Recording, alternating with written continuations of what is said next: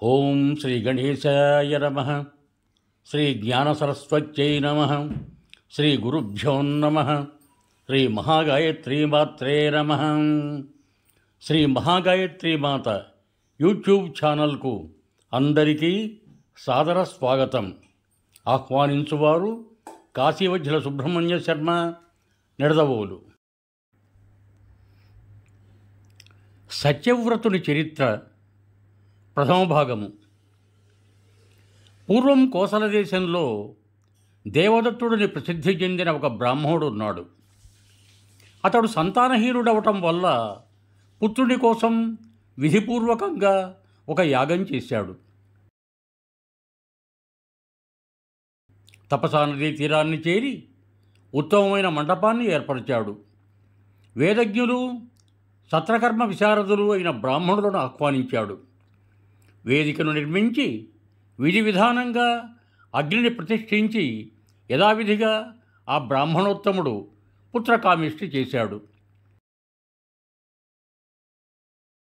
ఆ యజ్ఞంలో సుహోత్రమునీశ్వరుని బ్రహ్మగా, యజ్ఞవల్కుని అధ్వర్యునిగా, బృహస్పతిని హోతగా, పైలుని ప్రస్తోతగా, గోభిలుని ఉద్గాతగా, ఇతరములను సభ్యులుగా చేసి విధి విధానంగా దక్షిణలిచ్చాడు. అప్పుడు సామకుడైన ఉద్గాత సప్తస్వర సమన్వితంగా, స్వరిత సమన్వితంగా రథంతర సామగానం చేశాడు. ఆ సందర్భంలో మళ్ళీ మళ్ళీ ఎగశాస్త్ర పీల్చుకోవటంతో సామగానంలో స్వరభంగం ఏర్పడింది. వెంటనే దేవదత్తుడు కోపించి గోభిలునితో, నేను పుత్రార్థం కామ్యకర్మ చేస్తూ యజ్ఞం చేస్తుంటే నీవు మూర్ఖుడివై స్వరభంగం చేసి అపశృతి పలికావెందుకు? అప్పుడు గోభిలుడు కూడా కోపించి దేవదత్తునితో, నీవు నన్ను మూర్ఖుడవన్నావు, కాబట్టి నీకు మూర్ఖుడు, శఠుడు, శబ్దం ఉచ్చరించలేని కొడుకు పుట్టుగాక. సర్వప్రాణులకు ఉచ్ఛ్వాస నిశ్వాసాలు దుర్గ్రాహాలు, కాబట్టి ఓ మహామతి, కొంచెం స్వరభంగానికి నన్ను దూషించనక్కర్లేదు అన్నాడు. అది విని దేవదత్తుడు దుఃఖంతో ఇలా అన్నాడు, నా మీద నీకెందుకింత కోపము? మునులు క్రోధరహితులు, ఎల్లప్పుడూ సుఖం కలిగిస్తారు. స్వల్పమైన నా అపరాధానికే నీవు నన్ను ఇలా శపించాలా? నేను మొదట పిల్లలు లేక బాధపడుతుంటే మళ్ళీ నాకు సంతాపం కలిగిస్తావెందుకు? మూర్ఖపుత్రుని కన్నా పుత్రులు లేకపోవటమే మేలని వేదవిధులు అంటారు. అందులో బ్రాహ్మణుడు మూర్ఖుడైతే అతన్ని అందరూ నిందిస్తారు. అతడు పశువుల, శూద్రునిలా సర్వకర్మలలోనూ అయోగ్యుడవుతాడు. మూర్ఖపుత్రుని వల్ల నేనేమి చేయగలను? మూర్ఖ బ్రాహ్మణుడు శూద్రునితో సమానం. అతడు పూజార్హుడు, దానార్హుడు కాడు. సర్వకర్మలలో నిందితుడవుతాడు. సందేహం లేదు. తన దేశంలో వేదవర్జితుడై నివసించే బ్రాహ్మణుని నుండి శూద్రుని నుంచి వలనే రాజు పన్నులు కూడా వసూలు చేయవచ్చు. ఆ మూర్ఖుడు దేవ పితృకార్యాలకు తగనివాడు. శుభకార్య ఫలాలను ఆకాంక్షించేవాడు మూర్ఖ విప్రునికి ఆసనాదులిచ్చి గౌరవింపడు. వేదం రాని విప్రుని శూద్రునిలా భావించి అతడిని కర్షక కార్యాలలో నియోగించవచ్చు. శుభకార్యాలలో వినియోగించకూడదు. మూర్ఖ విప్రునెప్పుడూ శ్రాద్ధకార్యానికి నియమించరాదు. అలాంటప్పుడు దర్భలపై అన్నం ఉంచైనా కార్యం చేయటం కర్తవ్యం. మూర్ఖ బ్రాహ్మణులు దాన మానాధికానికి పూజింపబడితే ఆ రాజ్యము, ఆ రాజు వ్యర్థము.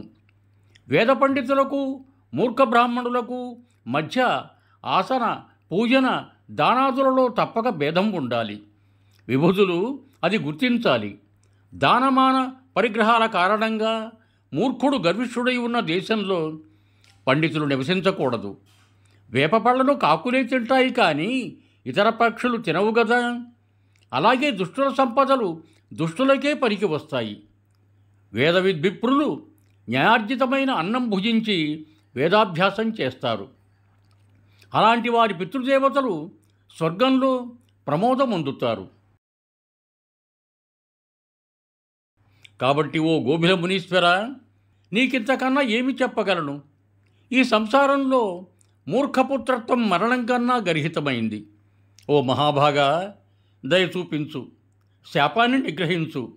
నీవు దినోద్ధరణ శక్తుడవు, నీ పాదాల మీద పడతాను అని చెప్పి దేవదత్తుడు కన్నీళ్లు పెట్టుకొని గోభిలుని పాదాల మీద పడి దిగులు గుండెతో అతన్ని స్తుతించాడు.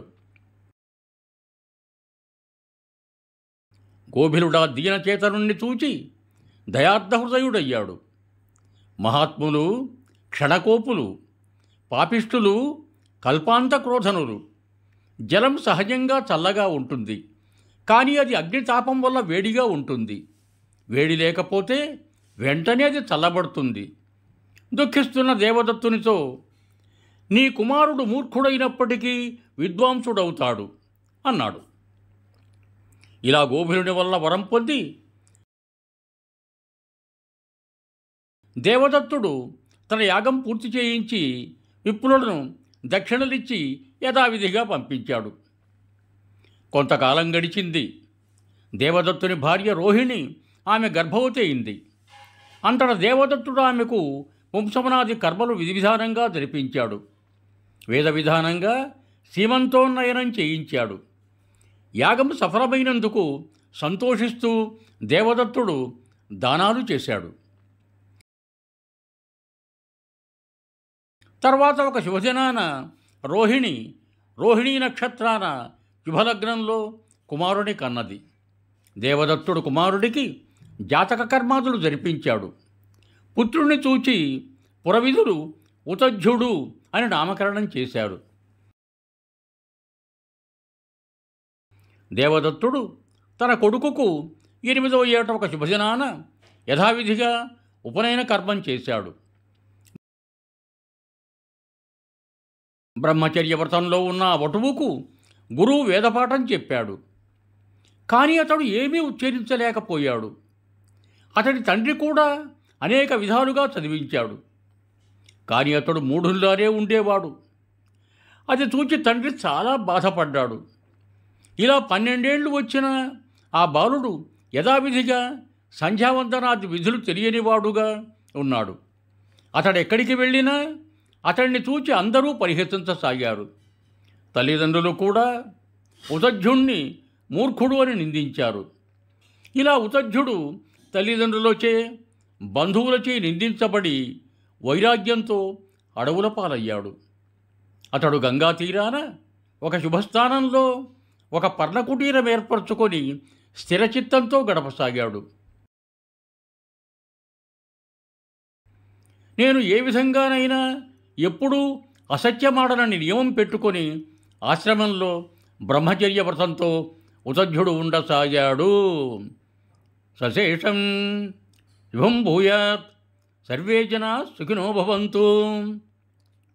ధన్యవాదములు. మీకు నా ఈ వీడియో నచ్చినట్టయితే దయచేసి ఒక లైక్ కొట్టి మీ బంధుమిత్రులకు కూడా నా ఈ వీడియోను షేర్ చేయగలరు. అదేవిధంగా నా ఛానల్ను కూడా సబ్స్క్రైబ్ చేయ ప్రార్థన. మరొక్క మారు ధన్యవాదములతో భవదీయుడు కాశీవజ్ర సుబ్రహ్మణ్య శర్మ, నిడదవోలు, తూర్పుగోదావరి జిల్లా.